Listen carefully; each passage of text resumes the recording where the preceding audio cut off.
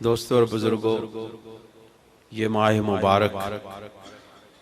حضرت غوث الورا کے ساتھ منسوب ہے، اور وہ غوث الورا جن کے متعلق ہمارے شیخ، ہمارے ملجأ و ماوا حضرت امام ربانی مجدد الفسانی رضی اللہ تعالیٰ عنہ نے ارشاد فرمایا کہ آنے والے زمانے تک، یعنی حضرت امام ربانی رضی اللہ تعالیٰ عنہ کے زمانے سے قیام حضرت امام مہدی علیہ السلام کے زمانے تک، آپ نے فرمایا جس ولی کو بھی فیض ملے گا وہ مجدد الفسانی کے واسطے سے ملے گا، لیکن آپ نے فرمایا مجدد الفسانی کو جو فیض ملے گا وہ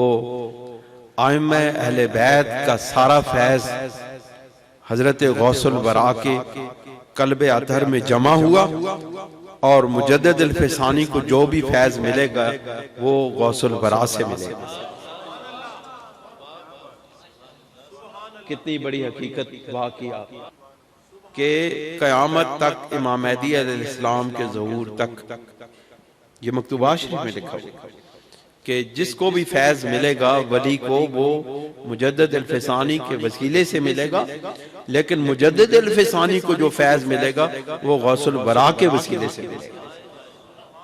اس کا مطلب ہے کہ تمام ولیوں پر جو سایہ ہے وہ غوث الورا کا ہے۔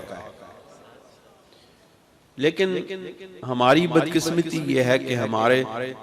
واعظین نے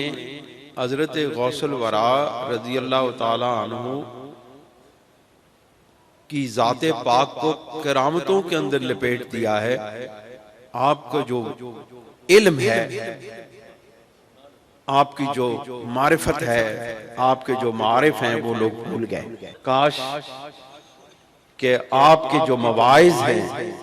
اگر کوئی شخص ان کو ہی پڑھ لے تو اس کو علوم و معرفت کے خزانے ہاتھ آ جائیں۔ آپ نے جو واعظ فرمائے ہیں ان کو قلم بند کیا گیا ہے، ان کا ترجمہ بھی اویلیبل ہے، اگر کوئی شخص اس کو پڑھ لے تو اس کو علم و حکمت کی الفتوح الربانی، اس کے اندر سے ایسے ایسے معرفت کے موتی اس میں بکھرے پڑے ہیں کہ کاش کوئی ان کو چننے والا مل جائے۔